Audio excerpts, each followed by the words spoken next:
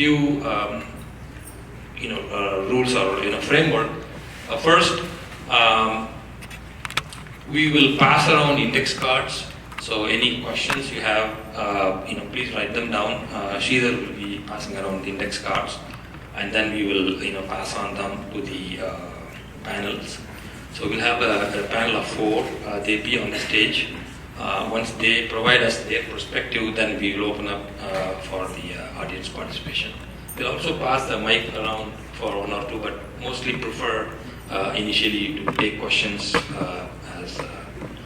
through the index card. We want points, counterpoints. We want good discussions. We would like it to be controversial if needed, but also please keep it focused to the topic, be courteous, and make sure it is actionable, so that we can take it forward, further going forward. And one word of caution, good suggestions, you will be recruited. So without further ado, I'd like to introduce our lead panelist, and then who will then, she will introduce the other panelists.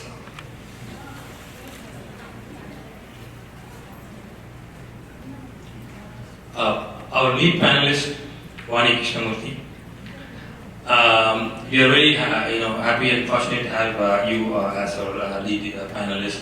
Vani has many years of experience in the way she, in the art entrepreneurship. She has done a lot of work connecting various artists to the organizations, making sure that there's a space for them.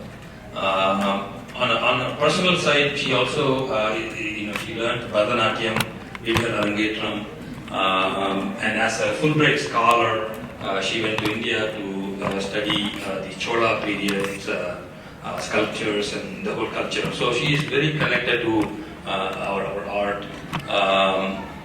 By way of academics, she is also very highly qualified. She has a BA from UPenn and an MBA from Harvard. And she was had initial career in consulting, Boston Consulting Group, etc. So Vani definitely brings the art background plus a management background. So the whole idea is how do we connect the two so that we can take the Indian art form, which is a broader topic, but focused on Simana's mission.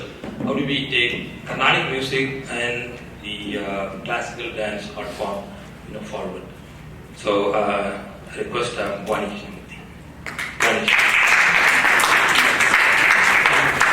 You can go in. Go ahead.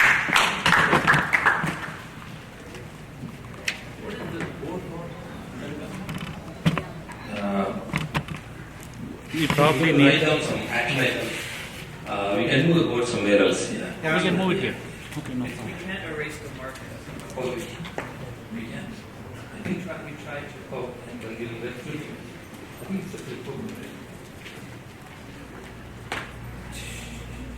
It's flip on India. Then we can move. Move to other side? Yeah, move to the other side. Yeah, that's even better. So you will notice that our panel, we chose them very carefully. They come, highly qualified and also with very diverse, background. They wear multiple hats. So when you see them all on the stage, and Vani will introduce them, you will see, you'll get multiple perspectives. But the biggest fifth panel list, not on the stage, is you all. So please provide your inputs, ask questions, and definitely you're among the panelists. Thank you. Thank you, Vani. Thank you. Namaskaram. So I notice there are quite a few youngsters out there who are probably eagerly awaiting the results of the competition. How many of you performed this weekend? And I know there's far more of you outside. Don't be shy. I know who you are. So raise your hand. Raise your hand. Don't Be go proud. serious. Those two guys there. So it takes a lot of hard work and courage to do what you did. So you should be very proud of yourselves. Well, this next part of the program, though it doesn't seem to be so, is actually more for you guys. I can bet that in a few years, a handful of you will contemplate taking your art form in a more professional way in the future. Whether it's part of your career or all of it, I want to make sure that we plant seeds now that allow you to make the choice and thrive in the decision here in this country to take your art form seriously. So to tell you a little bit of a story, I was once an avid Bharatanatyam dancer.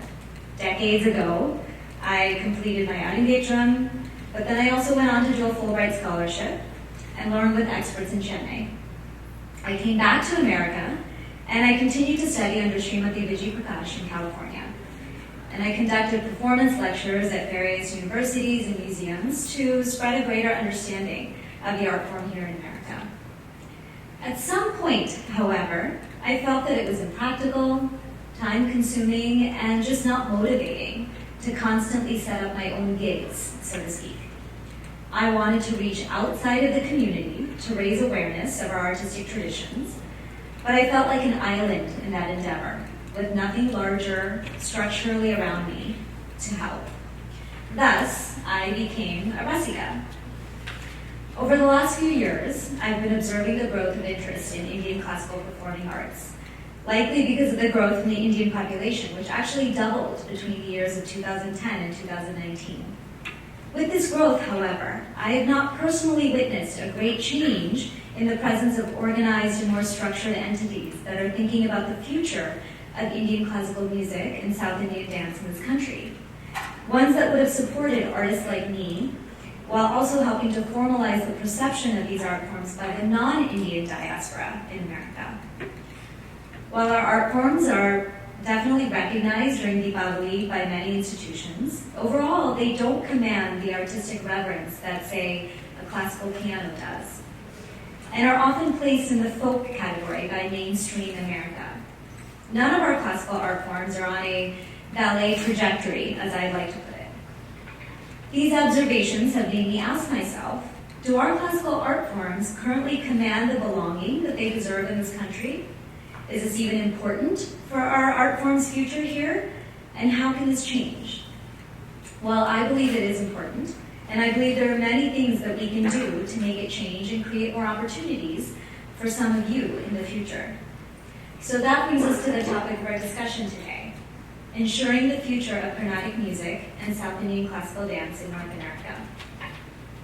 Through my own personal research and discussions with colleagues, such as board members of Simana, who felt similarly to me, I realized that there are many potential paths forward and innovative solutions that we can consider as we grapple with this topic.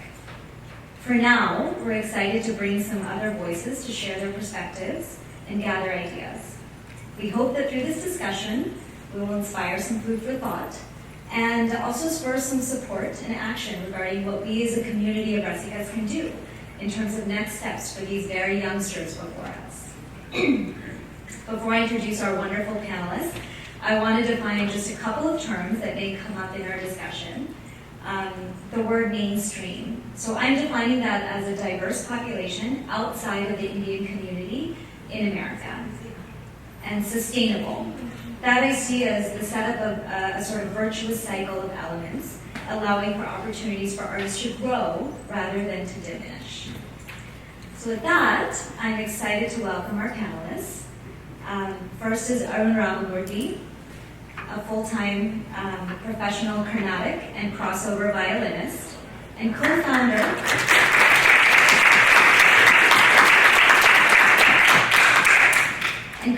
and artistic director of Brooklyn Raga Massive, an artistic collective that explores the music of the world through the lens of Raga.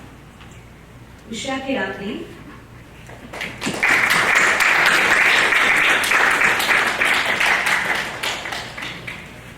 music and dance enthusiast, trained in Bharatanatyam, as well as a former teacher of Bharatanatyam, also a second-generation parent of a Carnatic musician. Coincidentally, her son is our next panelist. And Srinaath Perangur,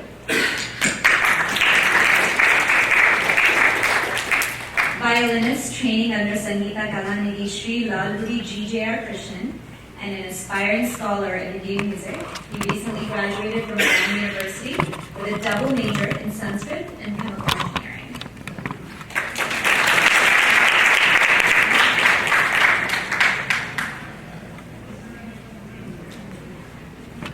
What is Sanskrit for chemical engineering?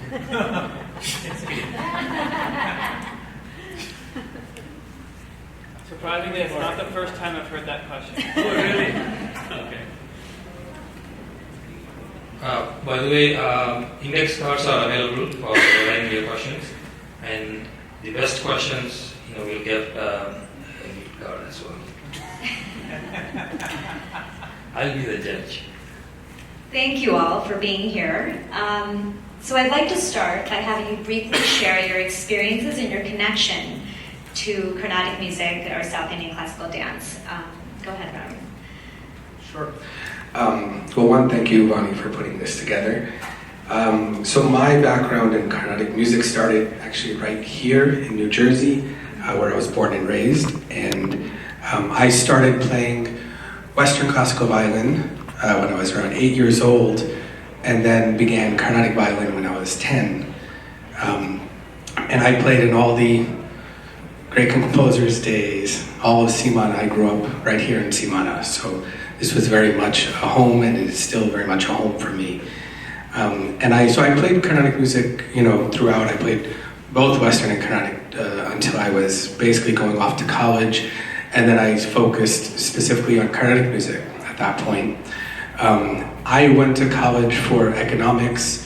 I didn't do any music in school, like as a major or a minor, but I did continue learning. I learned from Sri Krishnan, a great violinist who is based in New Jersey, and from Mysore Nagaraj, Mysore Manjunath. So after college, I went to India for about a year, and I studied in Mysore with my gurus. And that is where I kind of really realized that music was going to be a career path, that it was a viable option to be a career path. But then when I came back from India, I went right into working. I got a job doing software quality assurance. So I did software QA for many years and at the same time, once I started working in software, I also moved to New York City. And New York City, coming back from India and having an immersion in music, both of those things were really the rightness I needed for becoming a full-time musician. I started meeting a lot of different kinds of artists from different parts of the world, from playing different styles of music, all of which I had been interested in since I was a kid, and only realizing that I could connect these worlds within myself through music. And so then while I was working and I was performing quite a bit and meeting and making connections with a lot of artists, I decided that I was going to pursue music as a career. I quit my job, just did music. And I haven't looked back since, and it's been a really wonderful thing for me. Carnatic music has always been at the core of what I do, but I explore quite a bit, and I am all about cross-cultural collaborations. How do I bring my music to the world, into other people, and how do I bring their music into me? That's also a very big part of what I believe music to be, generally. So that's a little snippet of what my experience has been. Usha? Sure, thank you, Vani. So I have a very different experience than Arun and Srinath, who is my son. I came here when I was 2, and at that time, when my parents were here, Carnatic music was just starting. Simana had just started, actually, at that time.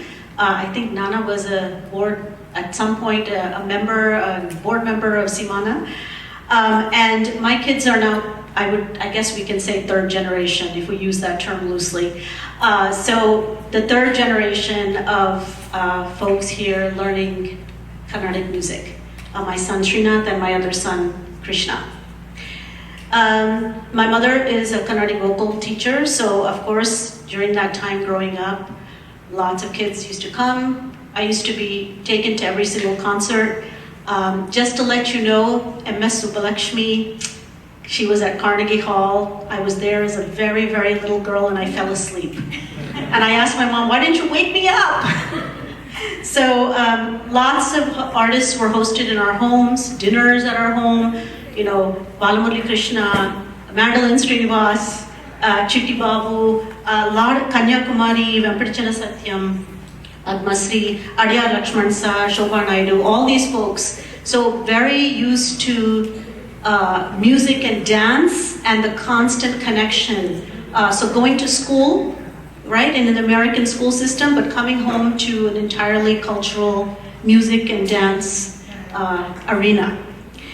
And I've continued. I emceed quite a few dance programs just to keep myself in touch. And then one year my dance teacher here said, well, why don't you teach? And I said, you're kidding, right? And she said, no, you should teach. So I started teaching.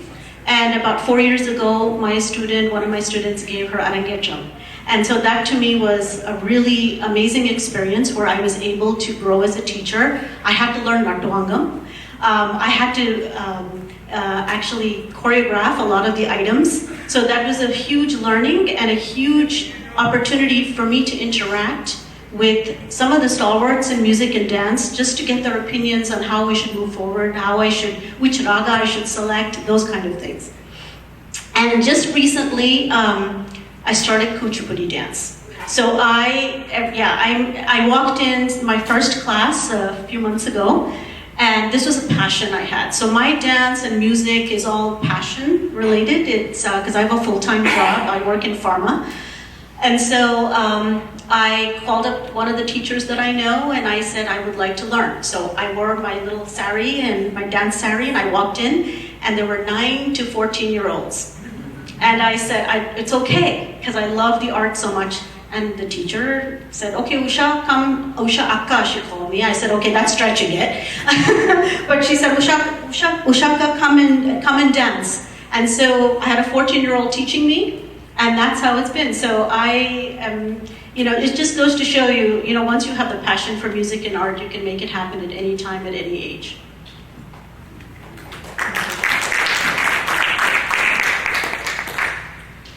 So, hi, my name is Srinaath. I played for that Rangetram, by the way, and she stiffed me, so maybe that could be one of the action items. Noted. I'm just kidding. But, so, I grew up not with all these famous artists coming home, but with stories of these famous artists coming home. And sometimes they would leave their articles behind, and they would be like a shrine of worship for us. We had a kerchief from Ravi Kiran that we saved for many years. So, I think for me, right, because I didn't interact with these artists in the same way that my mom did. When I started learning Carnatic music when I was about 5 or 6, not from my grandma because she's my grandma. So of course I had to rebel and learn from someone else. It was sort of like, where is this coming from, right? So what is the history of Carnatic music? Where is this art form coming from? Who is propagating it? So I think until I got older, I wasn't really able to answer that question for myself. And part of answering that question, I think, much like Arun uncle, I also played Western and Carnatic violin together for many years until I went off to college. But I actually majored in Sanskrit because that was a way for me to connect with what I saw as the roots of Carnatic music for me. So I've had the opportunity to get that sort of academic perspective on Carnatic music, and I just graduated in the spring. So they've been around a lot longer, and so they've seen how this community has grown over time. But I'm excited to be part of what changes the community in the future. Thank you for that. So you can see we have a very multi-generational and widespread perspectives up here. So I'd like to, You stole the words from what I was going to say. Now that you've seen the background, they're very varied, and they bring a lot of different perspectives. And like Vani said, we have Usha, her son Srinaath, and her mother, Mrs. Perangur. So we have 3 generations right in this room. Just logistics, Gopal has index cards, so please write down your questions. And if you would like to say to whom that question needs to be addressed, you can also mention now that you know their background and where they're coming from. Thank you. Shankar, just a quick thing, Marnie. I would just encourage you guys who are sitting here, who competed, who are in music, to ask questions. Absolutely, absolutely. I mean, it's for everybody, but definitely junior members.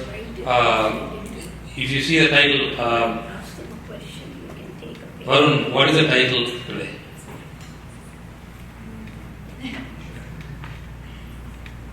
Is there a word? Okay, who else can? What is the title today?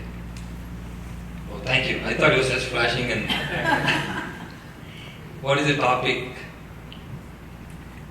Okay, I'll start, but then can you help me? Ensuring the future. The key word is future. So, who is future? You guys. Yep. Yes, and like I said, that discussions like these are often felt like they're for the adults, but this is for you guys. This is about your future, really. So I want to start with some positive things that we're noticing with Carnatic music and South Indian classical dance in this country. What do you think are some wins in terms of where these things stand within the larger performing arts industry in the United States, and what that might mean for the future of these art forms here? Srinath, I want you to start with this. Sure. Thank you. So I just got back from college, and one of the best things that I was able to participate in college was Brown Paidevi, which is the South Asian classical music group that we started on campus. So what I noticed from that is that Carnatic music really is picking up in popularity among college students who are trying to reconnect with their culture. I think that, we'll talk about this a little later, I think, but I know many kids sort of lose touch with it in college, but many kids also reconnect with it or actually start learning it for the first time in college. I think that's around the age that many people realize, oh, maybe I should be doing, things that my parents told me to do when I was younger. So what I noticed is that there were so many kids coming up to me and be like, I'm South Indian, I know what Carnatic music is, but I've never learned formally, can you teach me? And it was really great to just have a community every week just to meet, and regardless of your level, be open to hearing other people, teaching other people, and then performing. So I think that is a really good sign, and that shows that young people really are interested in this culture, in our classical traditions, and that's something to take advantage of moving forward. That's great. So you're seeing some independent interest that's apart from people's parents making them do this. That's wonderful. How about you, Arun? Yeah, I mean, I agree with Srinath on that I think there's definitely interest even in New York City. I see that there are young professionals, Indian American professionals, that are searching for ways to connect back to their roots and maybe didn't learn Carnatic music or dance as children and are trying to search for it now. Many of the people that come to concerts that we perform or present are also very much from that same diaspora. So you do see a lot of people coming out for that. At a high level, I'm also seeing that Carnatic music and musicians from India are coming over, and many of the major presenters are starting to take notice. So, you see, people like Bombay Jayshree playing at Carnegie Hall, T.M. Krishna played at the White Lights Festival at Lincoln Center, which is a very big event and a prestigious event. So you're seeing, of course it's the cream of the crop, if you will, or the very, very famous artists, but it's still infiltrating some of these spaces. And, I'm seeing that curators at that level as well are really starting to turn away from strictly Western European classical music, which is what they used to do on a regular. That, like Lincoln Center would just churn out Western classical music. They wouldn't open their eyes to what's around them, and now things like that are changing. As the world is changing, so are these presenters. And I see that as an opportunity for Carnatic music and presenters to kind of hit some of those high-level places. I think that all filters down very much into the smaller community organizations. When you see things at the top, you get a little bit of an idea that, hey, this is worth it. This is something that is something to pay attention to. So I'm seeing some of that happen, which is encouraging. That's an interesting point. So even though sometimes we might see, oh, well, the Lincoln Centers are just taking the cream of the crop, that just means that some of the smaller performing arts organizations are probably more open to younger and artists just making ground right now. So that's, and you also, there's probably lots of efforts to collaborate now as well. Yeah, that's another thing that is very much happening. Like I was saying before, that a lot of my musical endeavors are around collaborating with artists from different styles, and I see a lot of interest in Carnatic music. I mean, the music itself is very deep, it's very intricate, and of course it has a long history and tradition, but it can be very flexible, right? You can, if you have really good control of laya and dala or raga, like you're able to kind of sit in various contexts and be yourself, but still be able to play. And it might not be traditional Carnatic music, but it is still putting Carnatic music, it has a seat at the table at that point.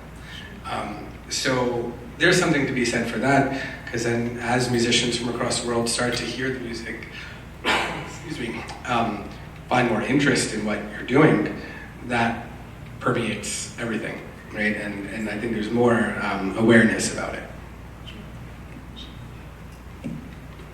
So just thinking through, so let me ask Shankar a question. What is the next milestone for Simana? How long? Chronological milestone will be celebrating the 50th year anniversary. So there's your answer to this question in the sense that I can't believe that Simana, it's amazing, it's been in existence for nearly 50 years. So that is an amazing accomplishment. And thank you, Shan. We grew from less than 200, maybe 100, 150 people. Now we have about 1,800 members as part of Srinaath. So the attractiveness for Carnatic music has remained for this many years, and has permeated through third and hopefully fourth generation Indian American kids who are growing up here. The convenience, so the major wins is that there's a very seamless convenience now for us to learn Carnatic music. That wasn't the case way back when. Slowly, a lot of teachers came into New Jersey, New York. I can only speak in this area. But now you have these online platforms, and you have all these learnings that you can do online. There's opportunity for anyone at any level to reach out and really learn about a specific aspect of Carnatic music. So that, to me, is a major win. There's that seamless kind of extension that you can have through an online platform, and that has been a tremendous opportunity, I think, for a lot of people in this generation. Just to add, so the chronological milestone I mentioned, 50th. I also have a case study of how we have seen our young junior musicians, junior members becoming musicians. Many of you know Akshay Anantapatmanabhan. So I'm going to use him as my case study for now, and hopefully Srinath, you will also be in that. So Akshay started as a junior. There's a sub-junior category. So he's a mridangist, for those of you who don't know. So he used to come for sub-junior competitions, and his parents used to carry the mridangam because it was bigger than him. And then he graduated to junior and senior and then intermediate, and he won the various prizes. And then he went away. He was starting to play in concerts. Then after a couple of years, I roped him in to be a judge co-judge, judge in apprentice, if you will, to start judging competitions, and he was doing very good there. Then after a couple of years, I call him and says, "Uncle, I cannot come to judging this year because my students are competing in the competition." So now, to make the long story short, now he is a full-fledged linguist. He's gone back to Chennai. He's a well-known name in the Chennai circle. So from a kid who was in a sub-junior, now he's a full-fledged professional. That is his profession, full-fledged professional linguist based in Chennai. So that is another milestone, put a different spin on it. And Srinath, I'm looking to you. Thank you. I'm not going to Chennai, but hopefully I'll be the Astana Vidwan here in New Jersey. Okay. Yes. We also don't want to let you go to Chennai. We need people here. Well, that's exactly the point I was going to make. It was wonderful that actually started here and has grown so much as an artist. But hopefully, by the time Srinath, is a little older, we have enough opportunities for people like them here. Yeah. Hopefully, I'll be in Shankar Uncle's shoes or Vani Auntie's shoes in the future. So, but for now. And not to forget Arun. He grew up. He said, right? He grew up pretty much here. Yes.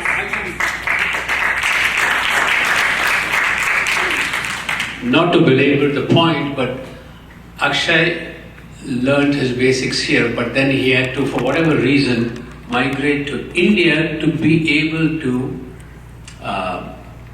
showcase his talent, be recognized, and so on, because the opportunity is there, at least in this era. Probably is boundless there compared to here. But Arun is a great example of a homegrown product being here, and while he himself admits that it's not almost entirely pure classical Carnatic, but this is where he is, and it's great to see a person like him use music as a career platform. Now, I don't know that the larger question is, great. I think Arun represents... Just one second, sorry. The larger question is, interest for interest's sake is one thing, which of course, is one thing, but how many people can translate that interest into a life-sustaining career? That's the other question I think you could address. I think that's a wonderful point, because question. that's exactly what we'll discuss today, and I think Arun represents one of the very few that has been able to make his way here with some large elements of Carnatic music in his career. So we want more of him around. So and Usha, great. I agree. The presence of technology and online platforms is severely raised our ability to have this art form more accessible here, and perhaps one day that would include more people that are not of the Indian diaspora taking it up more because of these technological platforms. So I want to explore the other end of it, where we're talking about these wonderful things, but now what are some roadblocks that you've seen that may threaten the progress of Carnatic music and classical dance that are making towards having a more sustainable future in the mainstream arts world? Arun, why don't we start with you? You've probably experienced quite a bit of them in trying to pave your way. I'm just going to take a look at my notes for a second. I think, I guess it depends on what are our goals, like what's the end goal that we're going towards. Roadblocks would mean, like, how are we not going to get to this goal of making Carnatic music more visible in the mainstream arts industry? I think right now, for the most part, I named a few concerts that were happening that were Carnatic music at the highest level, or let's say on stages that everybody in this United States might know about. I think right now, a lot of our community is the South Indian community, the South Indian Brahmin community. And it's very insular, it's very, in a way, kind of a closed off group. So in order to get out there, in my opinion, we need to kind of open up a little bit and reach out to organizations, to presenters, to audiences that come from all parts of this country. I mean, this country is a melting pot of so many people, and there are curious listeners, curious ears out there that would be very interested in Carnatic music if we present it to them. So, and I'm finding this directly from my firsthand experience of playing traditional music at venues that, my first series, Carnatic Sundays, I did at a jazz club in the West Village. I don't know if you might have come. Yeah. And it was a purely traditional concert series for over a year. It was when my interest started to change and I started to meet people that I changed the platform. But for the first year, it was traditional music. And I'll tell you, a ton of people would come and be interested and turned on by traditional Carnatic music. And the only reason I think, they're curious listeners. That's a jazz venue that presents music 7 days a week of the highest level. And it's jazz, it's theater, it's comedy, it's everything. They're people that are interested in the arts. So it just goes to show that the music itself is accessible and interesting enough that people are going to dig it if you put it out there for them. So I think it's important for us to kind of reach out. And I think one thing is that we don't always, and we're kind of satisfied with the community that we have in front of us. That's easy. But there are communities out there that we can reach that can expand the music. If that's what we really want, we should go for it.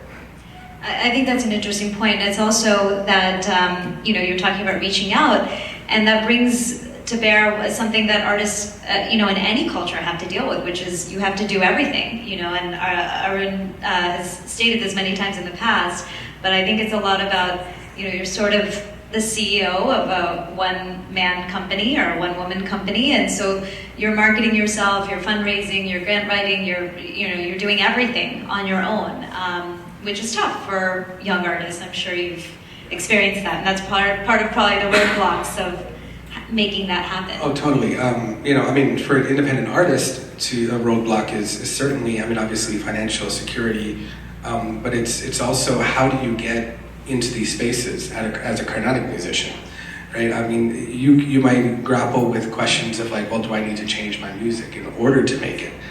And, to be honest, there might be moments that you have to do something different in order to make it, because the system is not in place yet. But the system can be put in place as we make these incremental changes. It comes from the organizations, and it trickles down. Everyone has to be in order for Carnatic music as a whole to kind of elevate.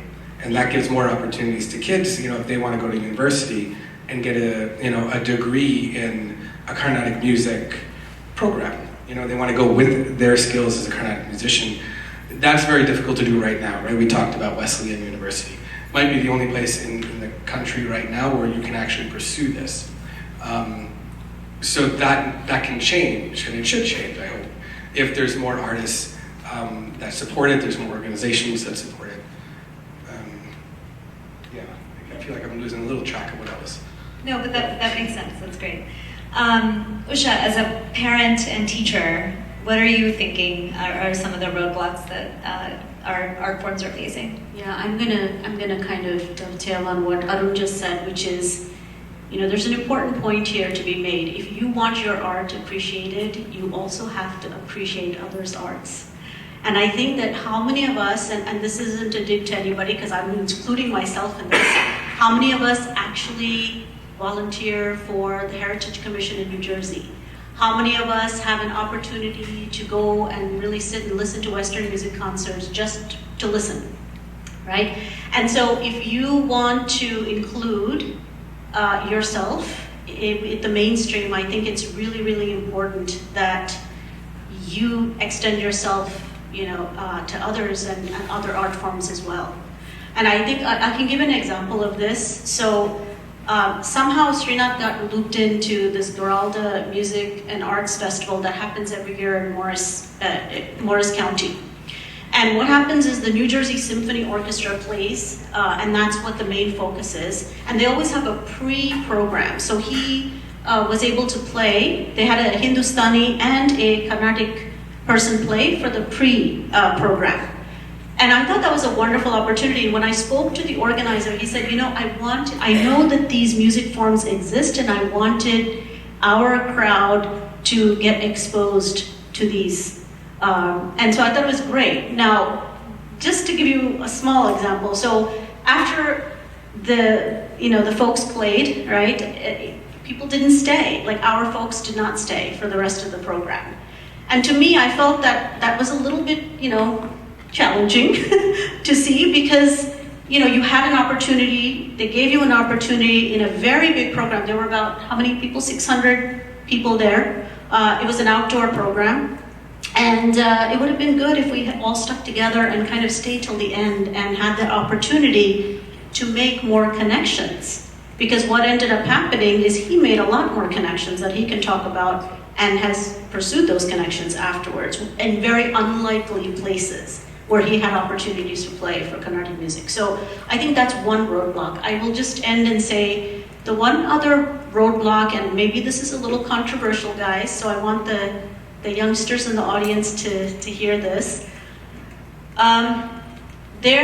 When you sing and when you play, and I'm including myself because I grew up here, right? So when I dance, the technical aspect is very well mastered. I think that there's no question, right? So technically, but the bhava part of it, how do you, if you don't know the language, really get to the bhava part of Carnatic music and dance?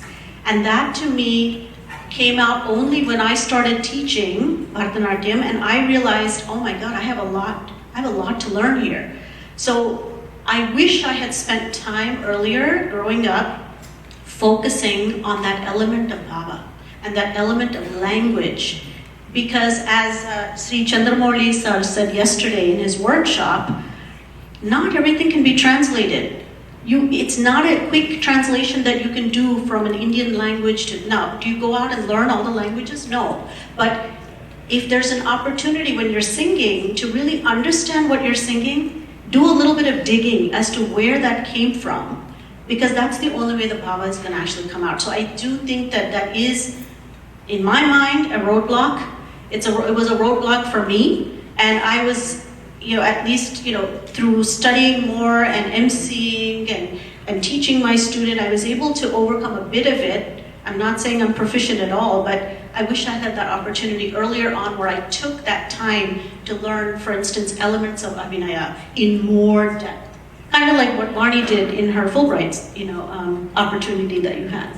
Well, that's an excellent point. A lot of some of what I studied in India was about how art forms change because there are various compromises being made at various points in time. So you think about these art forms coming to America, and what compromises are we making to these art forms in not teaching it more holistically or not forcing kids to learn it more holistically, which is what Usha was talking about, the language, the Abhinaya aspect. Is that being emphasized, or is there time for that? So that's a great thing to bring up. Srinath, how about you? Yeah, so I think there's three things that I'd like to respond to that the other panelists touched on. So, first, Arun, you mentioned that Wesleyan might be the only place in the U.S. where you can actually, graduate with a concentration, a major that's in music that's concentrated on Carnatic music. So I tried my best to change that at Brown, because I went and I really wanted to graduate with a music degree in Carnatic music. So I think in the end it worked out for me, just because I got very much into the textual side of the study of Carnatic music. But what I learned from that process, and from some of my friends who are at Brown right now who are doing it, is that in order to get that structure, there needs to be sort of other things implemented first, right? Because you need a professional who's hired by the university, who has standards that are laid out, a curriculum, right? You need someone who has the expertise to actually determine whether someone should graduate or to teach a course on it. And that sort of structure is very hard to implement just for one person, right? It needs to be sort of a community action that happens over time. And I think part of that, which relates back to this Pava thing, so what is Pava? Right? Like, does anyone actually know here, what is Pava? Can you put it into your own words? Kids especially. Yeah. Go ahead. Hold on.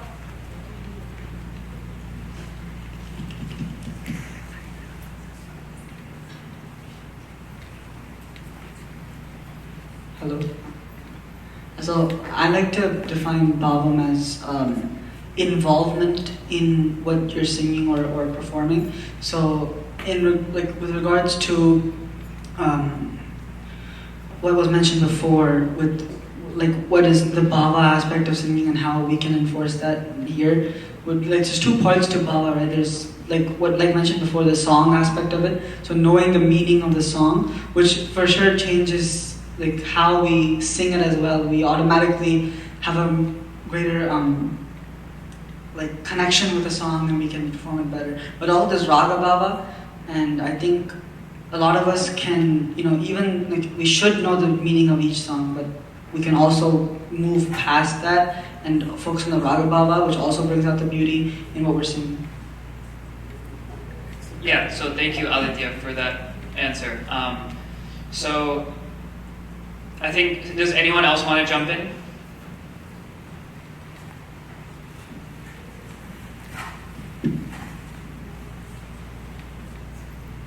I feel like Pavam is just mostly devotion, being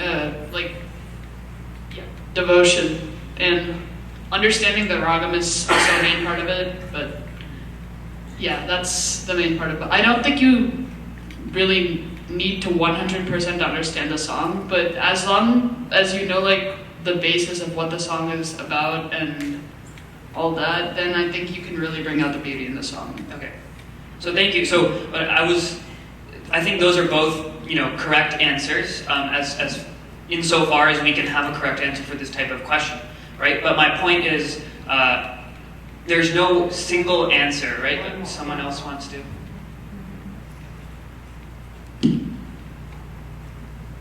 I would say bhava could be what emotion the composer is feeling when they sang the song or composed the song, whether it's happiness or anguish, whatever they're feeling in the moment. I think that's what bhava is.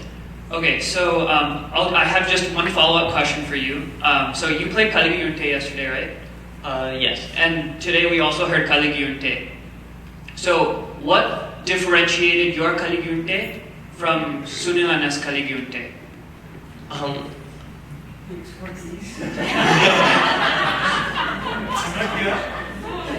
But there's multiple things, right? I'm not saying yours is bad, his is good. That's not what I'm saying at all. It's a different Vani, right? It's a different instrument. You played it on the violin, he sang it. You played it in a competition, he played it on the stage in a concert. So in that sense, right, it depends on the performer too. What is Pava? That completely depends on the performer and their interpretation. See, I think this Pava thing, why I'm harping on this so much, is that it's such a central part to I think everyone will agree that it's such a central part to performing both Carnatic music and dance, Bharatanatyam. But no one can agree on a single definition of it. And that's part of why it's so hard to codify Carnatic music in a way that can be taught in university. Is because there's this elusive sort of sense of the most important concept in Carnatic music.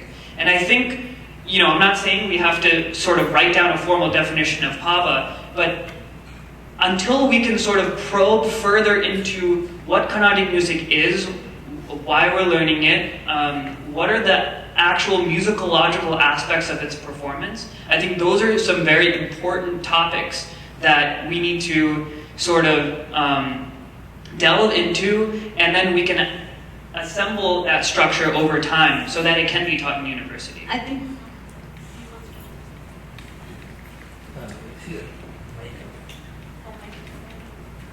We didn't realize you were sitting there. Yeah, sorry. We have a couple of questions on the roadblocks, so maybe after he speaks, we can. That was the reason I sat at the back. But actually, very well put, Srinath. Bhava is something. Okay, I'll make myself seen. Bhava is it's actually like your stages of life. As Shakespeare, 7 stages, you would have all read that. So Bhava starts from how a guru teaches you, number one. The Bhava has first handed down because if you're not given that, you won't get that. That's as simple as it is. And the next one is while you practice, what makes you sing the way that you're singing. That you have to make sure it's not that hard and it's not easy either. Because I've been there, I've been doing it, I will do it, hopefully. That's the second one. And the third one, as we put Sahitya Bhavam and Raga Bhavam, it doesn't stop there. The first and foremost thing that every musician should, I'm like talking because of musician, because I have been practicing this and I can't speak for dancers, so excuse me. The main bhava that everyone has to practice is Shruti Bhava. If you are not in that Shruti space, other bhavas won't follow. Because that every power that the note carries, that's so strong that eventually when you sing the notes correctly in its sthanam, and the swarasthanam correct you will feel that, you will emote that bhava. And then practicing that, and as everyone in the panel said, learning what the kriti is, what it means, that is the next one. And while being in that art form for quite a while, you will actually envision yourself being that composer, that singing, and you'll try to emote that completely, not just for you're just not singing for the people that have come to listen to you. It's like more like expressing yourself, putting yourself into the composer's shoes and expressing that. That gives you ultimate bliss, and that for me is the final definition per se, if I can, for bhava. So that was one, Srinath. Thank you. Sorry to interrupt again. No, thank you. It's so valuable to hear the perspective of very prominent Carnatic vocalist. So thank you. Thank you for that. I think what's interesting is that that it just goes to show that there's all these intangible elements to Carnatic music and South Indian classical dance. So then what ends up happening is if we're going to try and open up to the mainstream, how can we translate those elements and keep them sacred? And just one more thing that I would just like to add, I think there's also a distinction here, I think, between Carnatic music and say Bharatanatyam, because Bharatanatyam has actually been very well codified, and it has been for centuries, right? So Natya actually, it started in the Natya Shastra, right? And that was the sort of fundamental statement on, it was rasa. And so that was applied to dance over time, and it has 4 components that have been debated about endlessly by tons of people over centuries, right? The Vyabhichari bhavas, vibhavas, anubhavas, and sthayi bhavas. So, okay. No, I appreciate the technicalities and the differences, but let's move forward a little bit. So quick question or comment? So I keep telling my daughter that because bhakti does not come when they start the music at 5, right? So I keep telling her that you just imitate first. You just see what your teacher is teaching you. Just imitate. Fake it until you make it. Yes, yeah. and then you do the research, and then bhakti will eventually come. But If you go to the temple, if you come to the temple with me, we'll give you a candy later.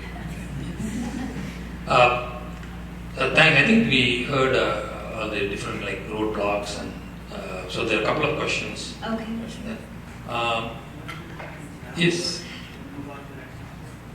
do this. Let's do it because I want participant.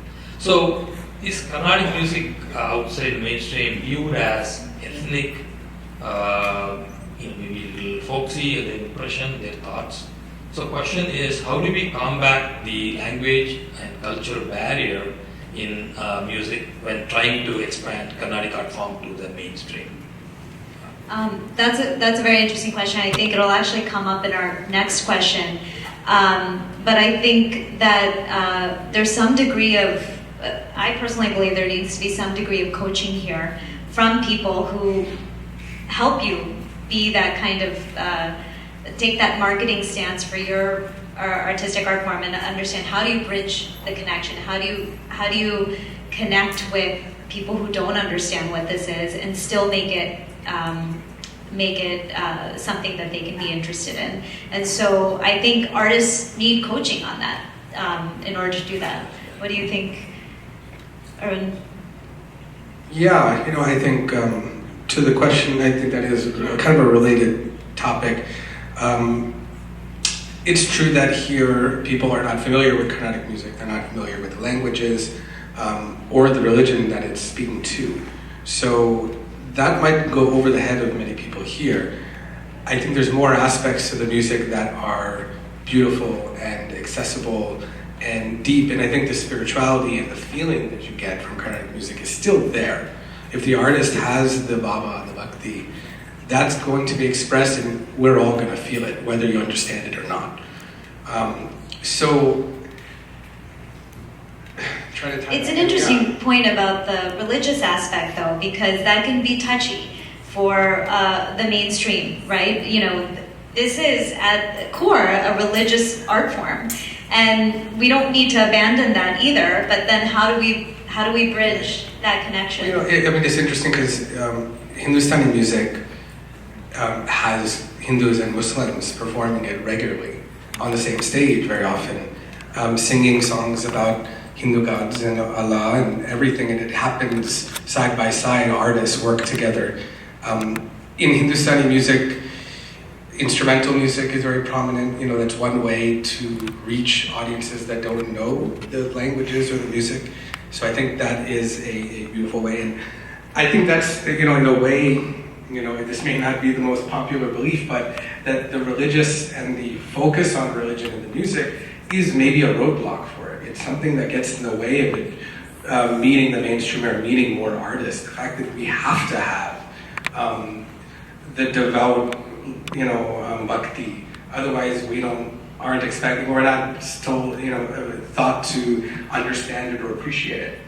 Well, then, you're saying that nobody can appreciate this music. What's the point of even trying? At that point, maybe we should just cater to our audiences, which is one possibility, but I think the music is so much broader than that. I think it brings so much power and feeling and spirituality and love and compassion to all of us that I think we should share it with everybody, and how best do we do that is a good question. I think we talked about a lot of those things here today, but I think trying to reach out, trying to open up is step one. If I can just jump in real quick. So, I totally agree, and I think that, especially just speaking based on my experiences with talking to people my age, right? Sometimes we have very complicated relationships with our religion because we may not go to temple every day or say the same prayers every day, say the Vishnu Sahasranam in the morning, for example, or something like that. But we can still be spiritual, we can still be religious, we can still have some sort of connection with our culture and that mythology without, So I think that this concept of bhakti, this concept of devotion, spirituality in relation to Carnatic music can change over time. And I think we need to be open to that change, as you were saying. And I think the other thing that actually might help is, it ties into some of the work that I've been doing academically. I think literary translations can actually do a lot in terms of bringing texts to a broader audience, right? So whether they're Indian, South Indian, North Indian, or just completely not from South Asia at all, you can read an English translation of a poem, right? So I think that the meaning of Carnatic lyrics is often beautiful, but there's not many people translating it and bringing it out to people who don't understand the original language. That's a fantastic point. There are many performances I've been to that are more mainstream by Indian classical dancers or Carnatic musicians, and I have wished that they would have spent a little more time just translating the text because everyone could understand it otherwise. So, thank you. Yeah, those are good roadblocks we had. Some of them are, somewhat obvious, but Good. Sure. A few more questions on roadblock, but I think we'll let it go, and then we'll. Perfect. Yeah. Okay. So as I briefly mentioned earlier, some of my research has shown that there may be a couple of paths forward for better ensuring the future of Carnatic music and South Indian classical dance here in the West. One, I think, is establishing a support system for young individuals that want to take their art form to a more professional level in the United States. I think this is something that should nurture, mentor, and coach them, and even connect them to opportunities. From your experience, what are the primary needs of professional artists that are not being met right now, and that could be met by such an endeavor? Anyone can feel free to start. Sure, yeah. Well, I think there's a lot of needs. As you mentioned earlier, alluded to this idea that as a professional artist, you're not just a musician or a dancer making your art form. You are a booking agent, you are a sound engineer, you are a grant writer, you're doing every single part of it, a marketer. You're trying to describe your music, then you play your music, and then you have to figure out how to get your next performance. So there's so many things involved with it. I think that is one aspect of things that you have to learn. I didn't know that going into it. I thought that you would just go in there and play your concerts, I'd work on my craft, and everything would be fine, but then you realize that you have to build your own career. So those things happen in tandem, and I think having some kind of like a mentorship, what you were saying, to help artists understand what that is, get some coaching on that. There's also things like, you put music, we live in a streaming world where all music is streamed, and so what are the sources of income for artists? There are concerts, live concerts. It used to be about selling your music, if it might have been CDs or cassettes, or, that's old school, but now with streaming, those avenues for making any kind of money are now gone. So you have to figure out different ways to do it. You have to protect your music with royalties or copyrights on your own music. So those are some of the other things. Sorry. Sort of sources of support. Yeah, sources of support. And then I think one of the biggest is grant writing, that we might not realize that there are funds available from the federal government, from the state, that are available to artists and available to arts organizations. So, I am the artistic director for Brooklyn Raga Massive and one of the founders. And one of our primary sources of revenue is grants. I'd say it brings in about 80% of what we do, which is quite a large number. And nonprofits have special opportunities to raise money, and I would guess that Simana might be a nonprofit. So I think there might be a lot of opportunities right there. And there are grants that you don't realize are for Carnatic musicians or dancers. It might read as it being for folk arts or for traditional arts. Sometimes it'll say classical arts. There's different things that we fit into certain buckets, and it's not always the same bucket. So figuring out what those buckets are sometimes difficult. But you gotta read between the lines. There's a lot of pre-work that you have to do just to realize what grant it's gonna be. But the funding is there, and it's sitting in this pool, and you just have to go after it, find it. And it really goes a long way, because you're talking about tens of thousands of dollars that can go towards something that you would have done anyway because you wanted to pursue it, but now you're getting paid to do it. And now it's making it sustainable for you. So I remember I met somebody who was the director of grants at the Chamber of Music America. And she came to one of my concerts and insisted that I write a grant for New Jazz Works. Her name's Gargi Shinde. And she was very adamant about it. And in her conversation with me, said, there's two kinds of musicians. There's, two kinds of great musicians. There are great musicians that just make their music and they get it out there however they know how. And they don't get any help, and they do it, and they kind of, struggle to get by. And then there's people that write the grants, that do that work up front, and then produce the same exact music that went out, but they're living much more comfortably, and they're able to push further because of these opportunities. So I think we have to kind of really think about that, and that's helpful for young artists to think about. So I think definitely one action item is there are grants, you said grants are available, funds are available, but how do we approach them, how do we action them, and how do we make sure that we get them, we can, Yeah. so that's one action that we can take. Absolutely. And there's no guarantee that you're going to get it the first time, but you know what? If you get it the first time, you'll get it the second time, and you'll get it the third time. They remember you, and they want to fund organizations and people that they see are using it successfully and reaching out to community. So it turns over like that. So we'll make a note of that. So let me just quickly add to that. So just in my little research to be on this panel, the New Jersey Cultural Trust started in 2000. It's given $14 million to 196 organizations. And so this is just for nonprofits, right? And their goal is to ensure stable and healthy nonprofit cultural industry in New Jersey that is sustainable even in the toughest of economic times. So that's for organizations, to go after. The other thing is, for the children in the room, there are so many opportunities for you to tap into your own county. So Somerset County had the Heritage of Arts. Srinath applied for that, got a $500 scholarship for it as a young aspiring artist. So look into your counties, look into your towns, your townships.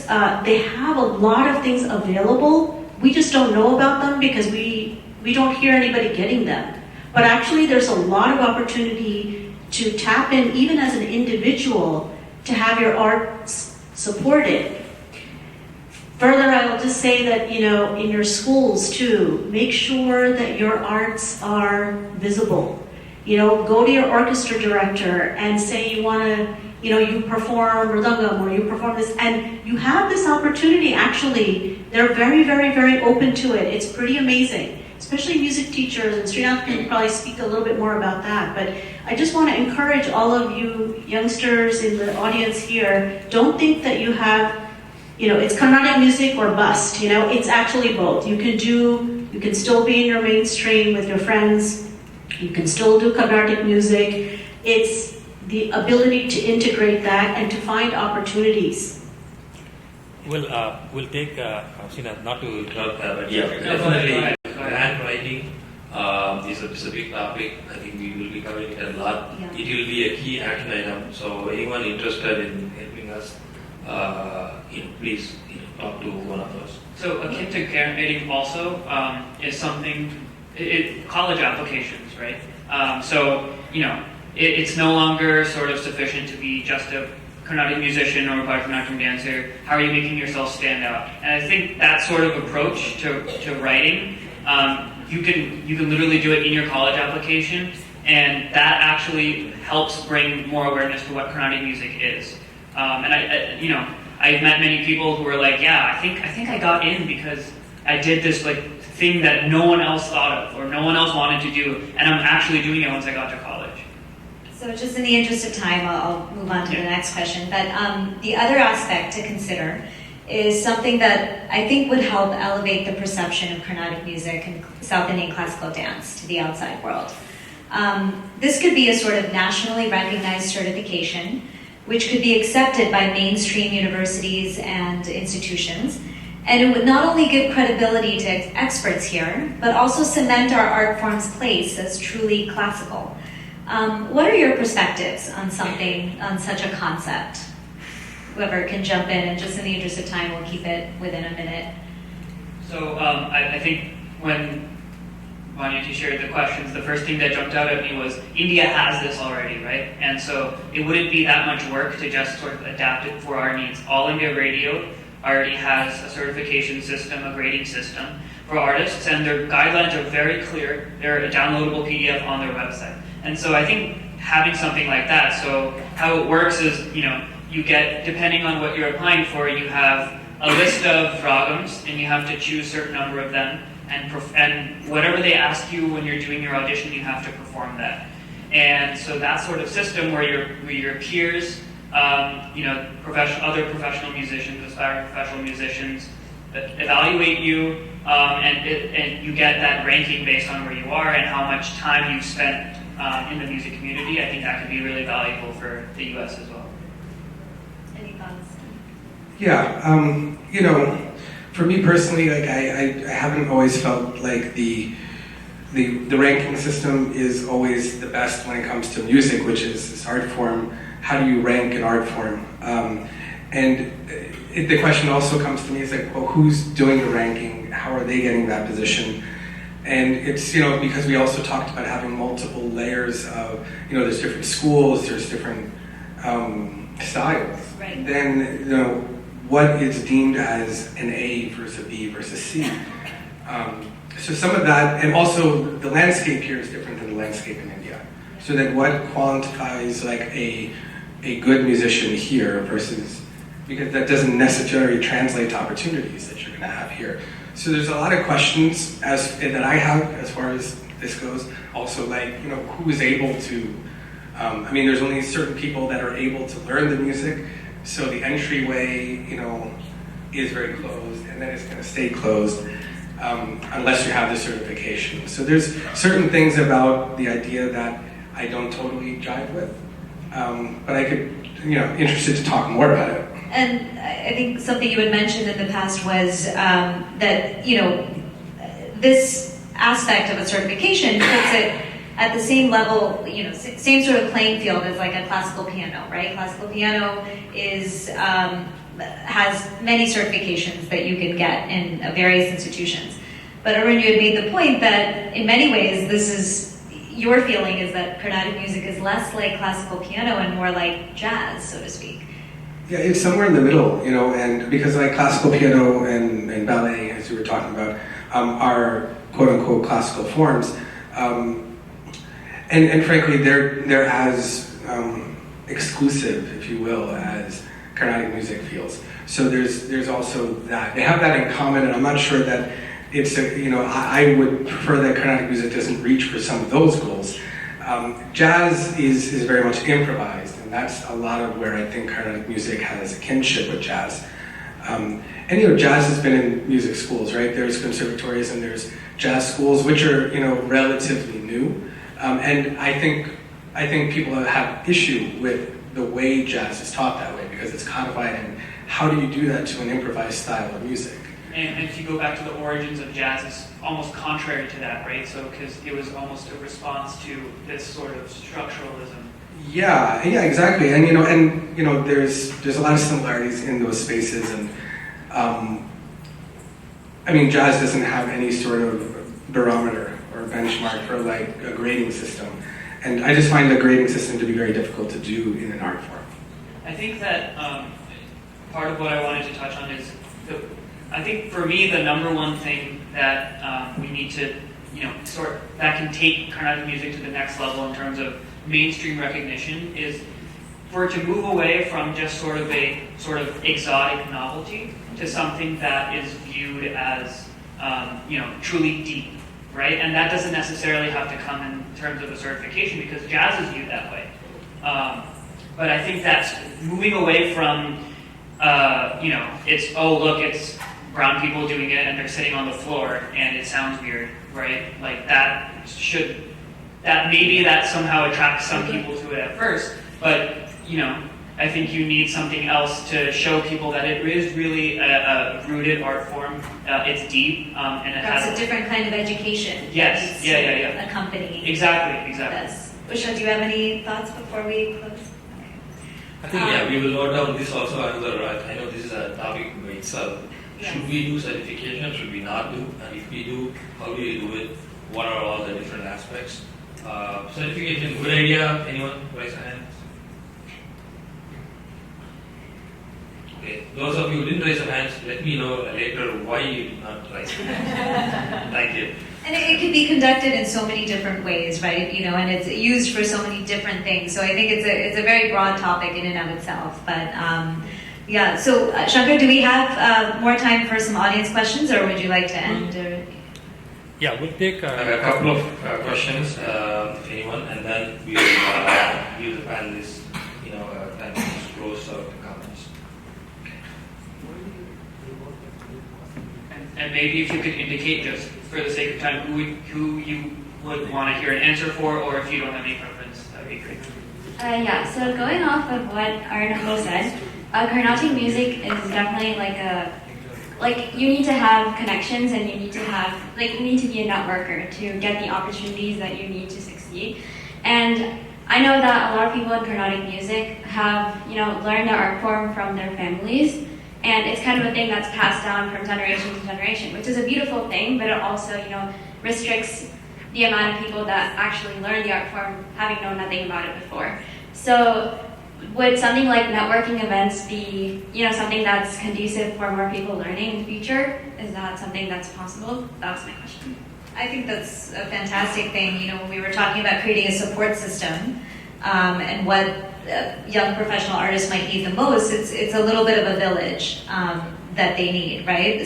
Somebody, a place where they can gather and be supported and feel like they can share information. So I think that is a great part of a structural entity that could be useful. Yeah, I totally agree. I think it's a great idea. A network of artists that can help each other out is one way to get forward. Every artist has to be a networker, not just Carnatic musicians. Anybody that you're trying to do it of any style, you have to do it. I'd also love to see a network of presenting organizations, like the CMANAs and the CIFAs and all the American Carnatic associations working together to support artists here.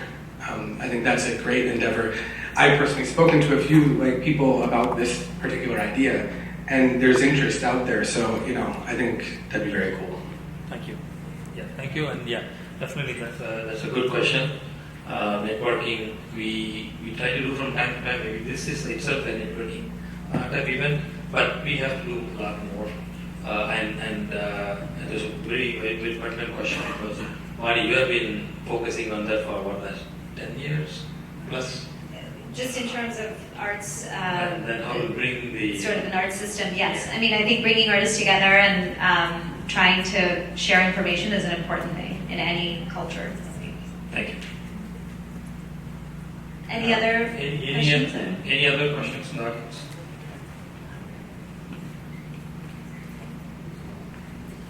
So building a certification process that you talked about, it's not just a question of copying, pasting All India Radio's approach for what applies in US, right? So what's your thoughts on, especially having gone through college education in this regard, to building an ecosystem of Carnatic music education, especially Indian classical music education across all of US, to see how kids can, maybe even if it's not their primary goal, but at least have a medium that is recognized by the educational system in US. Yeah, that's a great point, Uncle. And I think, I just want to be clear, I don't think we should copy and paste the All India Radio system. I don't think that, it's two completely different environments, right? So, yeah, I think that, as I mentioned, I think that, there needs to be first, in order for you to have something like All India Radio, you need to have listeners, right? You need to have people who know what the art form is and who are interested in listening to it. And in my opinion, that can't just be, like the South Indian Brahmin community. I think it has to be, because we're in the U.S., we have many different other backgrounds, many different other people, and we're not the mainstream. So I think that the mainstream has to be interested, and we have to sort of sell it to them at first. I think that would be a first step. But selling to the mainstream is very critical. I think just, one of the things we should really think about too is case studies. Wesleyan, I was asking Arun, how did Wesleyan University in the middle of Connecticut actually get started with Carnatic music? To me, that just seems very interesting. And so Arun was explaining, some of the folks that were actually involved, including John Higgins. John Higgins was. Right, and that was the connection, right? Because you have a white American who is actually a proponent of South Indian classical music who is attracting the mainstream. Now, does it have to be a white American or who does this now? No, we were talking about that, and we said we take it on as Indian Americans, who grew up here, to try to purport that and to start setting that up. But using, I think, Wesleyan as a case study would be very helpful.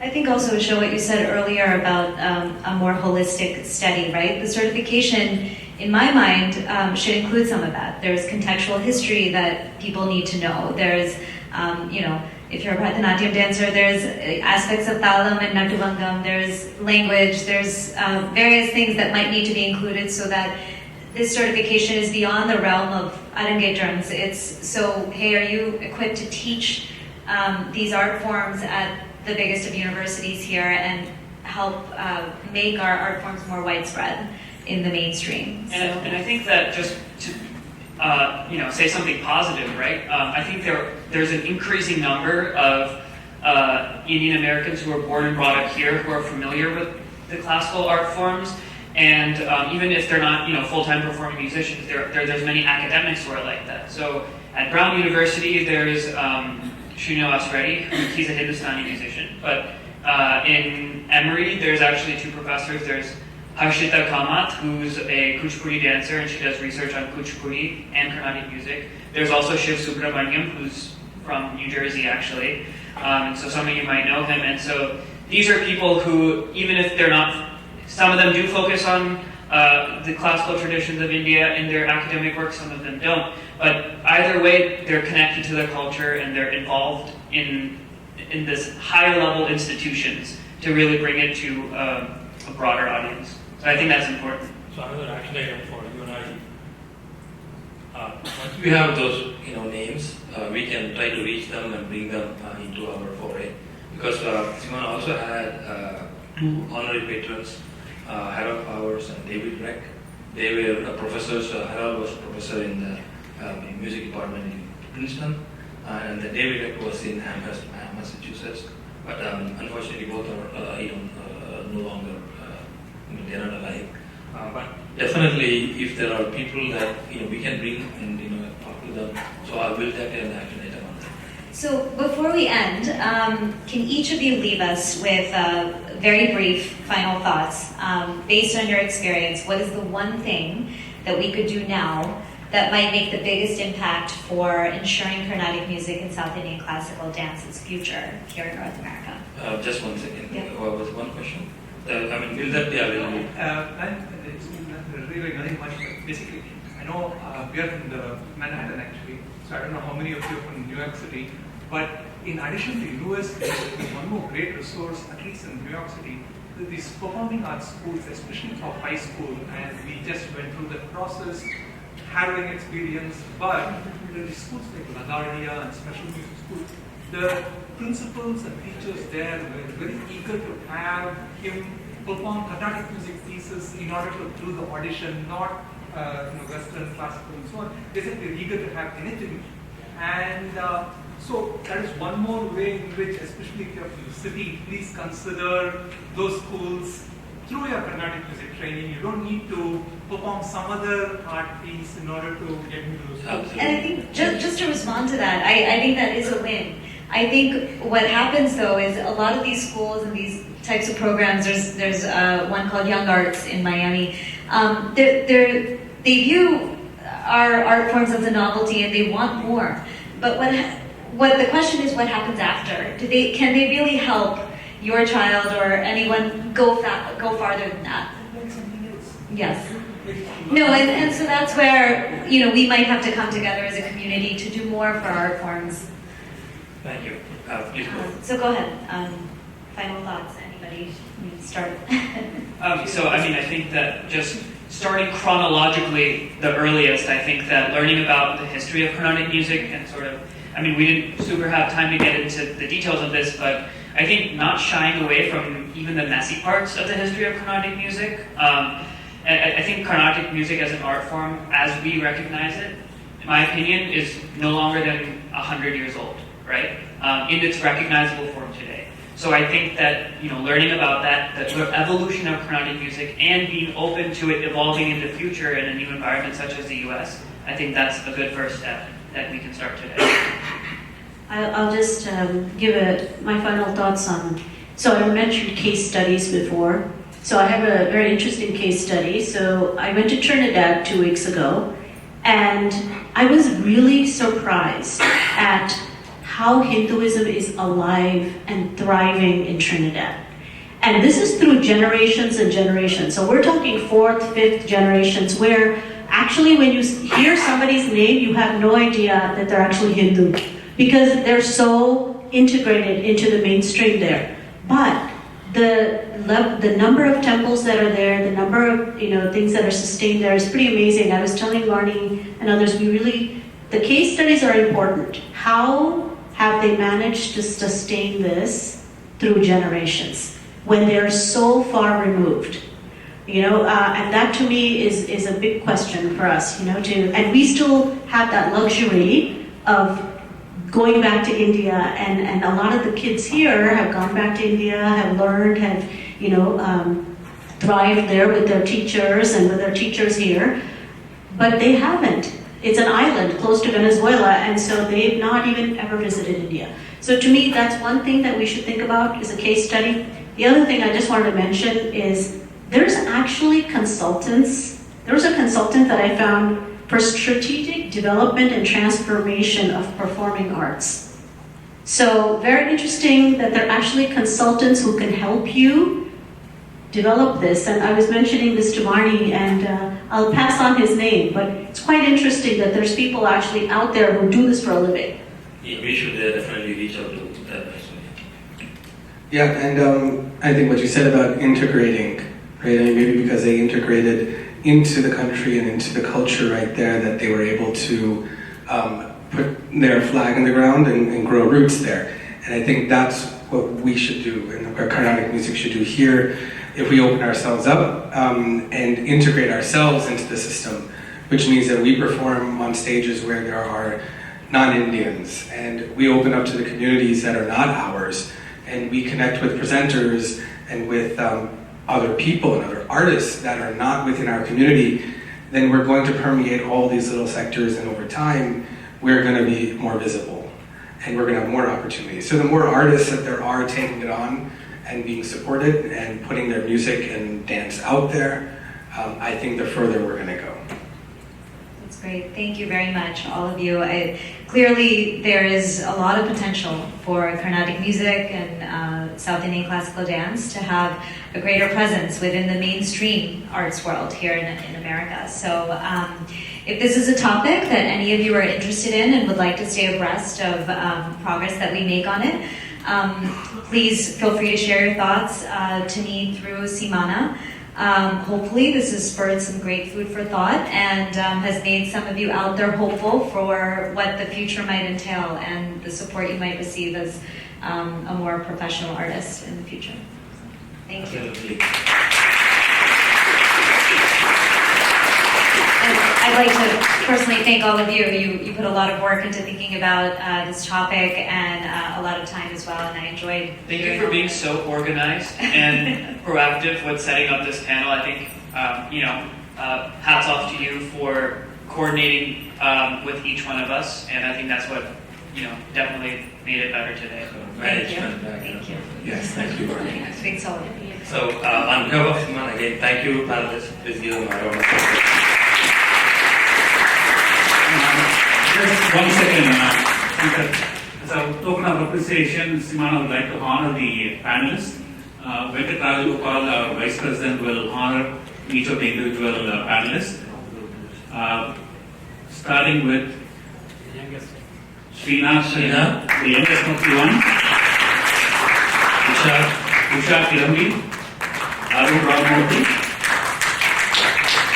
and last but not least, Vani. Thank you so much.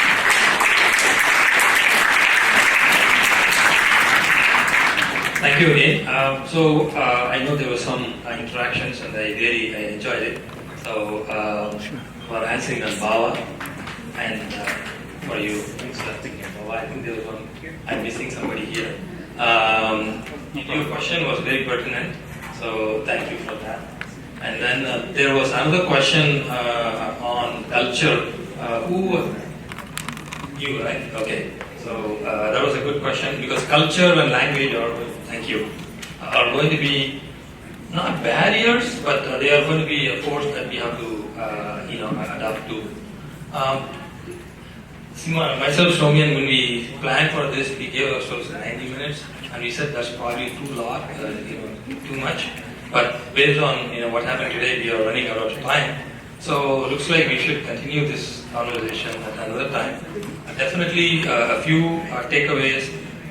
One was grants. So what we heard from the panelists are there are millions of dollars of grants available for arts, and then we don't seem to be able to get a piece of that pie. So definitely grants. What is out there? How do we access and we approach that? Again, if anybody is interested in helping, please talk to us. We talked about certification. I think still it is a question. So is it to certify or not to certify? And if we do, who will certify? And who will certify the certifier, right? The new product. So it's a lot of, so it's a big topic by itself. And I think your question, the third action item is, so we should have some networking where, and Vani, you have been doing this for so many years, so we'll look to you. So we'll bring all the right people to network, and then we'll see what happens out there. Thank you all, and thank you to the panelists.